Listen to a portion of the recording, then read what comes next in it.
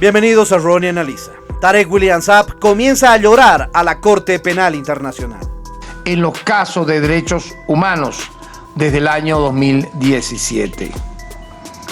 El fiscal Khan nos informó que ha concluido el examen preliminar de la situación en Venezuela 1 y ha determinado que procede a abrir una investigación para establecer la verdad. Esto a pesar que en esta fase no se ha identificado a ningún sospechoso al que se le pueda formular cargos. Por ello, el Ministerio Público considera que no se cumplen los requisitos del Estatuto de Roma para justificar el paso de la fase de examen preliminar a la fase de investigación. Debo recordar, y es menester nuevamente detallarlo, que hemos entregado a la Fiscalía de la Corte 8 informes que compilan más de 3.000 folios de información sobre las causas adelantadas por nuestros fiscales a los fines de individualizar y procesar responsables de violaciones a los derechos humanos.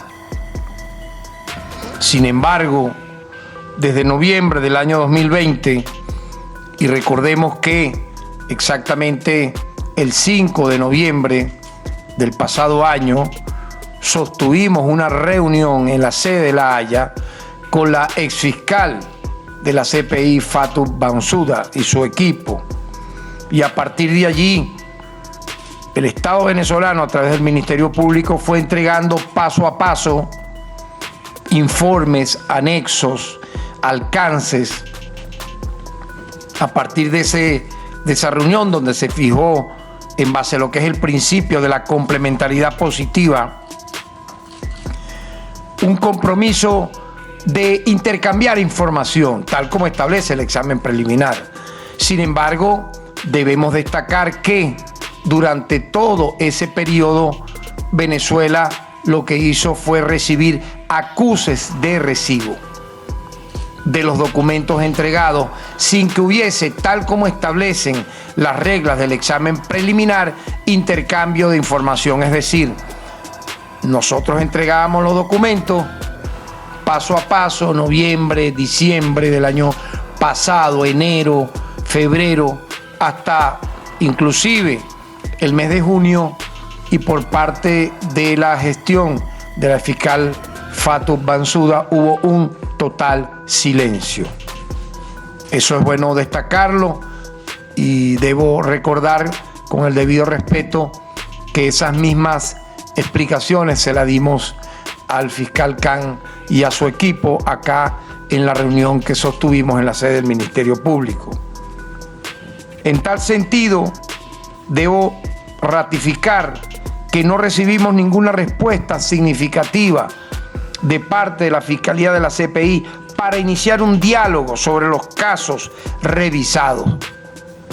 Ya explicaremos incluso lo que la propia Sala de Cuestiones Preliminares, que es una instancia de la Corte Penal, una instancia judicial de la Corte Penal Internacional, a la CPI, le dio como mandato a la propia Fiscalía de la CPI el diálogo constructivo, recíproco, reconociendo la labor que ha hecho Venezuela a través del Ministerio Público en la suficiente entrega de información respectiva.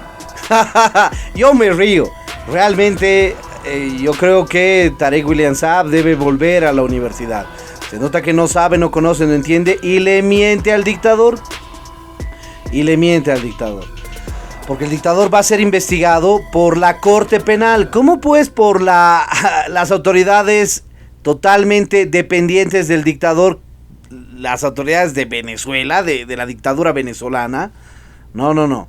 Y le vamos a demostrar que lo decimos con el Estatuto de Roma en la mano. Veamos el estatuto. A ver, vamos a demostrarle al aplazado de la clase, alias Tarek William Saab, que lo que está diciendo es más bien una completa ignorancia y que él debería regresar a la universidad porque le está haciendo un flaco favor al dictador Maduro diciéndole que lo van a investigar en Venezuela. La terrible estupidez, porque eso demuestra que Tarek William Saab no solo no conoce el estatuto, sino además le está mintiendo al dictador para que no se preocupe o algo así.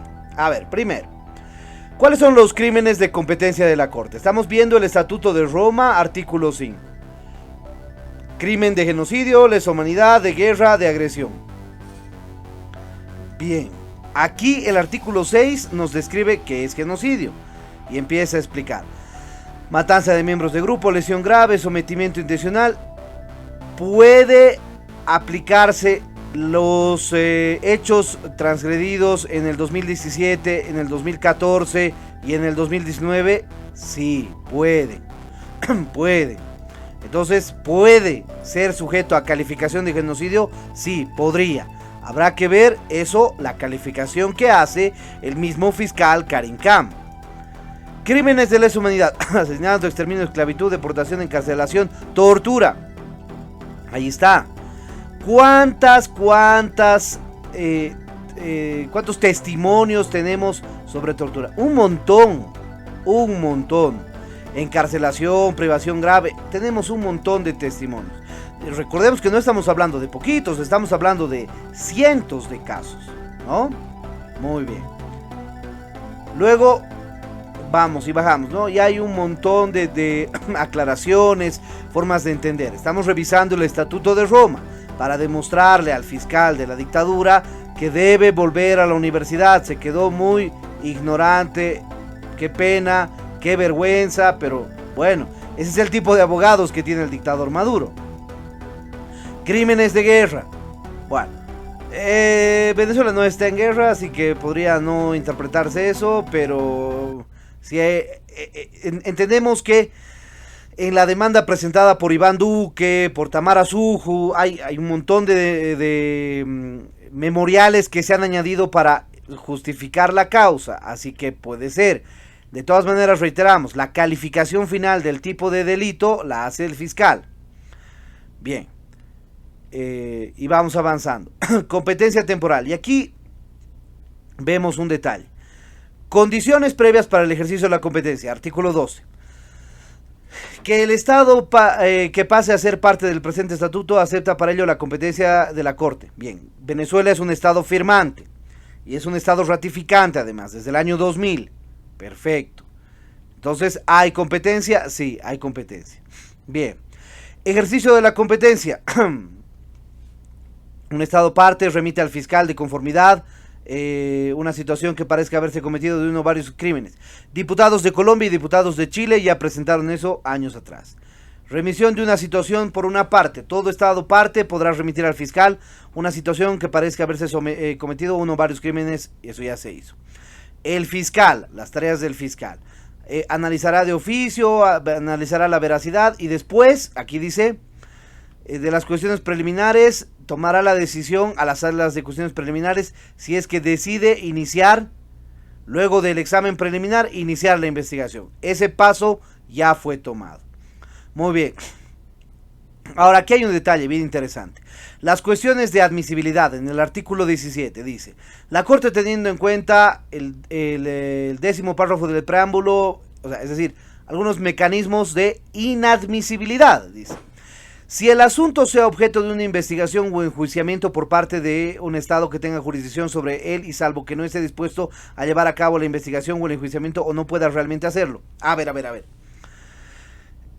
Aquí el fiscal, muy ignorante, qué pena, pobre fiscal. Yo siento pena ajena por el señor, o sea, dice ser abogado y le está mintiendo a su cliente. Eso es, le está mintiendo a su cliente el dictador.